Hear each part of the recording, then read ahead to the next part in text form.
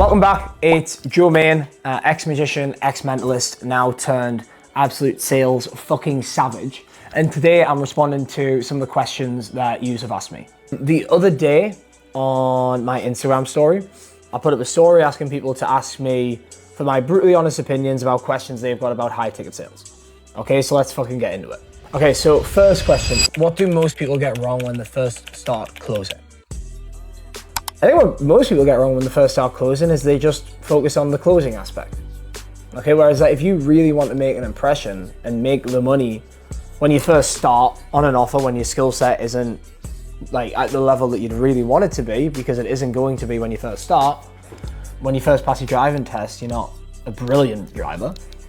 Okay, you've got to do the extra stuff, right? So what do I mean by that? Well, if they have a CRM, outbound dial people, or text old leads, or go into the no sale part of the CRM. Be willing to self-set your own appointments. Make sure that you're actually doing the follow-up, because your one call close rate probably isn't going to be like ridiculously good, which means that there is people you are going to have to follow up with. So my opinion is that what most people do when they get wrong when they first start closing is they just focus on being a closer and not a sales rep. Okay? Because closing is just one part of the sales cycle. Question number 2. Do you need to be naturally confident to become good at high ticket sales? No, because confidence itself isn't a natural thing. You don't come out your mother's womb being like, I am confident, right? It doesn't work like that. Okay, confidence is learned through repetition. The more you do something, the more confident you actually become at that thing. So, question for you is, what comes first, confidence or the actions of confidence? You've got to put the actions in to the thing to then become confident at the thing. Okay, you've got to be actually willing to do the steps necessary. Because that right there, just being willing to do the steps, is going to trigger that confidence. And the more you do it, the more it's going to build up. How do you handle feeling like you're pressuring someone into buying? I mean, you should never feel like that. The only reason you would ever feel like you're pressuring someone is if you are putting your intentions over the prospect's intentions, or if you're selling something that you know isn't going to help the prospect, which if you're doing that, sell something else, okay? Because you should never have that feeling that you're pressuring someone into buying, right? Like, it should be that you have both had this discussion and have agreed that this is the best option for them to move forwards. Now, there is a caveat to this. Sometimes prospects might feel like you are pressuring them, but in reality, the reason that they're saying that is because they want to do it, but there's something inside of them, like internally, that's stopping them.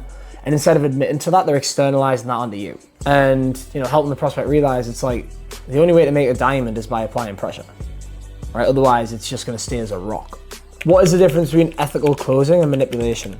So ethical closing is doing it within the prospect's best interest. Manipulation, doing it within your best interest.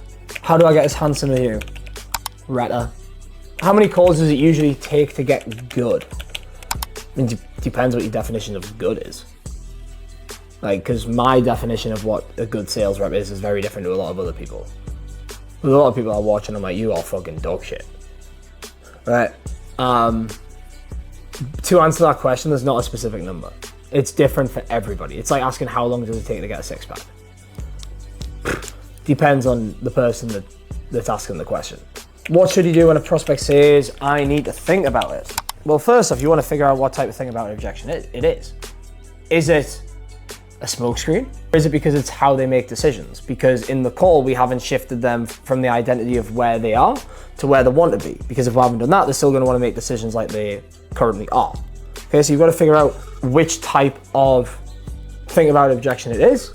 Okay, if it's a smokescreen, super simple, right? Do you feel like this can help get you to where you want to go? Yes. Why? Okay, so what's coming up for you that's making you want to put time and distance between, making the decision?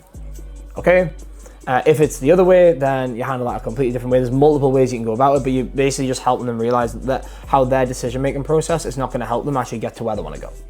Okay. How do you deal with rejection without taking it personally? I think it's just not being so attached.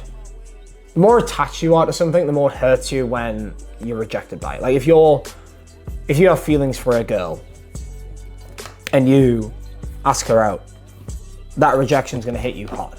And it's the same thing with sales calls. If you have so much attachment on closing the deal, when they reject it, you're going to start questioning whether you're good enough, right? So being a lot less attached to the sale, right? You can lead a horse to water, you can't make it drink, right? Which means you can do everything necessary, but you can't want it more than the prospect wants it. Okay, so just focus on how can I help the prospect figure out what they want, help them get it, right? Offer them it. If they want it, great. If not, cool, next person. Okay, it's like it's like gumball theory, right? There's 100 gumballs in a machine, 97 of them are white, and 3 of them are blue. So you could turn the gumball machine once, maybe you'll get a blue one. You could turn it 50 times, maybe you'll get a blue one. Maybe you won't, right? The only way that you're actually going to know is you would have to turn it 100 times to guarantee that you get those 3. Every time you get a no, it just means that you're closer to getting the next yes. What is more important, skill or quality of leads / marketing? So I guess the whole what's more important, the sales skill or the company's marketing? The reality is you will never outsell bad marketing. Like, you could take a shit rep and put him on an offer with fantastic marketing and he'll do really well. But also you could put a really good rep on an offer with shit marketing and he won't do very well. Okay, now it's not to say that you can't close deals on offers with bad marketing, like I've done it, but it's a hell of a lot easier and you're gonna make a hell of a lot more money if you do it on an offer that's actually got good marketing and has good fulfillment, right? To where the results speak for itself, right? And the marketing kind of speaks for itself. Okay, so when it comes down to quality of leads, like, lead quality is a very gray area. But if you're referring to like the worst quality leads, like, yeah, there's not really much you can do. So that's why you need to make sure that you're actually selling on an offer,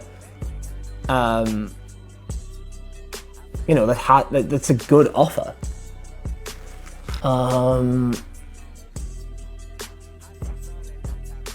But also, like, if you are on an offer with good marketing and you're still not making the money that you want to be making, that's on you.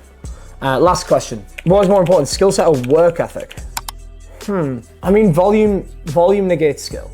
And it depends. So it's like, if somebody's doing 10 times more volume than, if somebody's half the closer as somebody else, but they're doing 10 times more volume, they're gonna make more money. Right? But the beautiful thing is having a strong work ethic, but also having a very, very high skill set. Because if you have both of them, you're gonna make absolute fucking bank. Okay? And if you wanna make absolute fucking bank, there's a link in the description. Feel free to click it. But yeah, I mean, that was essentially all of the questions and the answers. I might run another one of these at some point. But yeah, remember, stay classy, stay closing, stay fucking sexy. See ya.